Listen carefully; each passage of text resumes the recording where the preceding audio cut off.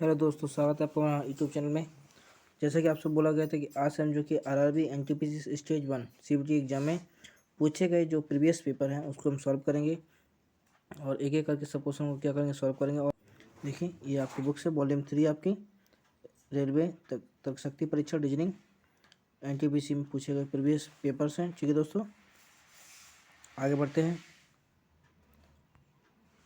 देखिए, जिसमें हमारा पहला क्वेश्चन है कि दो बसें एक मुख्य सड़क पर 185 किलोमीटर की दूरी पर स्थित दो बिंदुओं से एक दूसरे को चलना शुरू करती हैं। यानी मान लीजिए कि दो बसें हैं आपकी, ठीक है, जिसके बीच की दूरी कितनी है, 185 किलोमीटर। ठीक है दोस्तों, 185 किलोमीटर है। तो मान लीजिए पहली बस यहाँ से स्टार्ट करती है, दूसरी बस यहाँ से। ठीक है, अब होता क्या है कि पहली बस 35 किलोमीटर चलने के बाद, यानी पहली बस यहाँ से स्टार्ट हुई और यहाँ से यहाँ तक उसने 35 किलोमीटर चला। 35 किलोमीटर चलने के बाद वो अपने दाएं ओर मुड़ती है। तो अगर बस इस प्रकार चल रही तो उसकी दाएं ओर क्या होगा, इधर होगा। तो इसने क्या किया, 70 किलोमीटर चला। उसके बाद ये बाएं ओर मुड़ती है और 42 किलोमीटर चलती है। यानी बाएं ओर मुड़कर इसने कितना चला, 42 किलोमीटर पहली बस ने। तथा मुख्य सड़क पर वापस पहुंचने के लिए दिशा लेती है। इस बीच एक मामूली ब्रेकडाउन के कारण दूसरी बस मुख्य सड़क पर केवल 36 किलोमीटर चलती है। यानी दूसरी बस क्या चलती है, 36 किलोमीटर चलती है। ठीक है दोस्तों, ठीक है। तो ये बोला कि दोनों बिंदु पर दोनों बसों के बीच की दूरी क्या है। यानी अगर 185 किलोमीटर यहाँ से यहाँ तक है, तो ये देखिए यहाँ से अगर इसको लिया जाए ये वाला पॉइंट, तो ये भी 42 होगा। तो इन दोनों को जोड़ने पर 42 और 35 जोड़ेंगे तो 77 किलोमीटर। यानी पहली बस जो है यहाँ से लेके यहाँ तक चलने में कितना चली, 77 किलोमीटर चली। और ये 36 किलोमीटर चली। तो इन दोनों के बीच की दूरी क्या होगी। तो आप बताइए कि 77 और 36, 7 6 13 13 3 80 1 7 10 1 11, 113 किलोमीटर जो कि ये दूरी दोनों ने कवर किया। तो 185 में से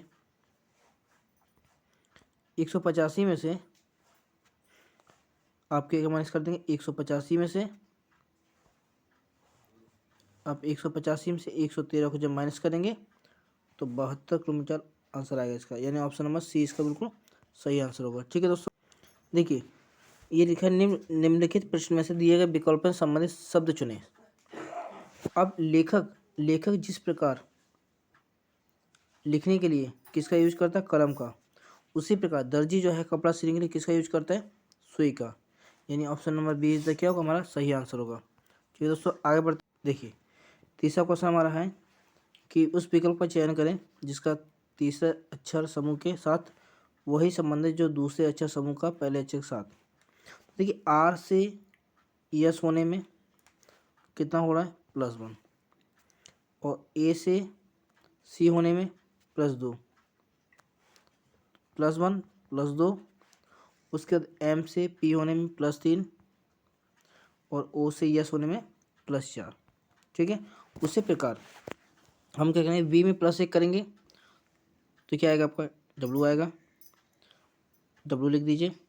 और एक्स में अगर +2 करेंगे तो आपका जेड आएगा, जेड लिखिए। एम में +3 करेंगे तो पी आएगा, पी लिखिए। और जे में 4 जोड़ेंगे तो आपको कितना आएगा, एन आएगा। तो WZPN यानी ऑप्शन डी क्या होगा, बिल्कुल सही आंसर होगा। चलिए आगे बढ़ते हैं।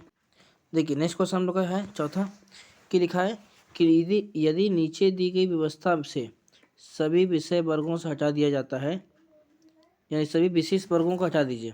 यानी हम हैश का यूज नहीं करेंगे, विशेष वर्ग में आई का यूज नहीं करेंगे, ये जो और स्टार का यूज नहीं करेंगे, और डॉलर का यूज नहीं करेंगे, परसेंटेज का यूज नहीं करेंगे। ठीक है, तो बोल रहा है कि आर के दाएं और 10वां अक्षर। तो आर हमारा है कहाँ पे, तो आर हमारा कहाँ पर है, देखिए ध्यान से, आर है ये बोले खाने में, तो कौन सा अक्षर एक्स के दाएं और 10वां स्थान पर। तो एक्स हमारा क्या है, यहाँ पर एक्स के दाएं और 10वां। तो 1 2 3 4 5 6 7 8 9 1 10, यानी आपका आंसर क्या होगा, आर। तो R option C is the क्या, बिल्कुल सही आंसर होगा दोस्तों। ठीक है, आगे बढ़ते हैं। देखिए दोस्तों दिया है कि उस विकल्प का चयन करें जिसे रिक्त स्थानों में क्रमिक रूप से भरे जाने पर पुनरावृत्ति पैटर्न निर्मित होगी। यानी देखिए ऐसे क्वेश्चन को करना काफ़ी आसान होता है।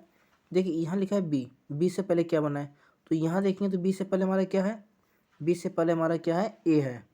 ठीक है, तो बी से पहले ए, यानी बी से पहले अगर हम यहाँ पे ए भर दें तो यानी ऑप्शन ए और बी तो कभी नहीं हो सकता। ठीक है, तो यहाँ पे हमने ए भर दिया और ए के बाद क्या आ रहा है, बी आ रहा है। ए के बाद क्या आ रहा है, बी आ रहा है। और सी से पहले, तो सी से पहले भी क्या आएगा आपका, ए आएगा। तो आगे देखते हैं इसे करते क्या है हम लोग, जो कि अगर इसको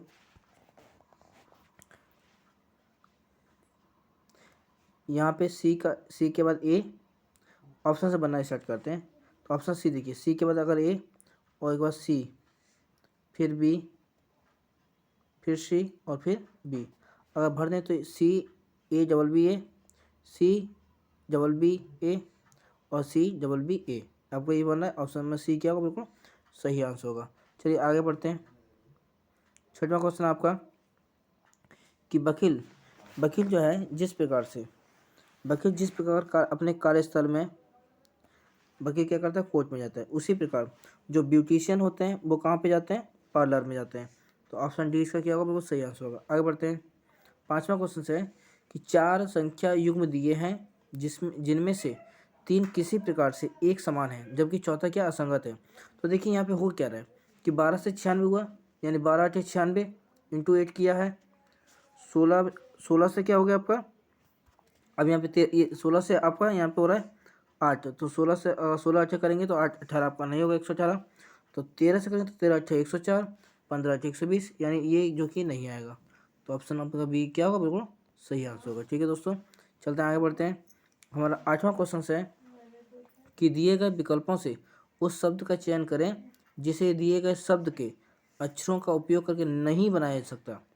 तो नहीं बनाया सकता, देखिए जैसे इसका पहला इसमें देखिए जी, तो जी है, आर भी है, यू लेकिन एन नहीं है। तो जो नहीं बना सकता ये पूछा भी है, यानी ऑप्शन ए क्या होगा, बिल्कुल सही आंसर होगा। ठीक है दोस्तों, आगे बढ़ते हैं। देखिए जिस प्रकार पेडिग्रिक्स को चिल्ड्रन, यानी बच्चे का डॉक्टर क्या बोलते हैं, पेडिग्रिक्स बोलते हैं, उसे न्यूरोलॉजी के अध्ययन क्या बोलते हैं। तो न्यूरोलॉजी के अध्ययन को हम बोलते हैं क्या, न्यूरोलॉजी किसका अध्ययन होता है, तो आपको न्यूरोलॉजी जो है ब्रेन का अध्ययन होता है। ठीक है दोस्तों, 10वां क्वेश्चन हमारा है कि 5 4 3 दिया है, उसका ये पैटर्न बनाया कैसे। तो देखिए इस पैटर्न में हुआ क्या है कि सबसे पहले इस पैटर्न में आपके सभी नंबरों को कि 5 + 6 + 7, 5 + 6 + 7, और उसके बाद दिया है आपका 384 कर दिया, 4 5 6 कर दिया। तो उसके बाद देखिए क्या किया है कि सबसे पहले इसमें पैटर्न देखिए 5 + 6 + 7, इसका क्या किया, स्क्वायर किया। और स्क्वायर करने के बाद इसने क्या किया, 5 और इंटू को 6 गुणा करके 5 × 6 × 2 कराया तो 384 आया। उसी प्रकार से जब आप इसे करेंगे तो ऑप्शन ए क्या होगा, बिल्कुल सही आंसर होगा, यानी ऑप्शन ए में 144 आंसर। ठीक है दोस्तों, तो चलते रहने देते हैं, कल इसके बारे में देखें आगे। ये हमारा रेलवे NTPC 28/12/2020 का शिफ्ट 1 का पेपर था, इसका कल देखेंगे। थैंक यू दोस्तों।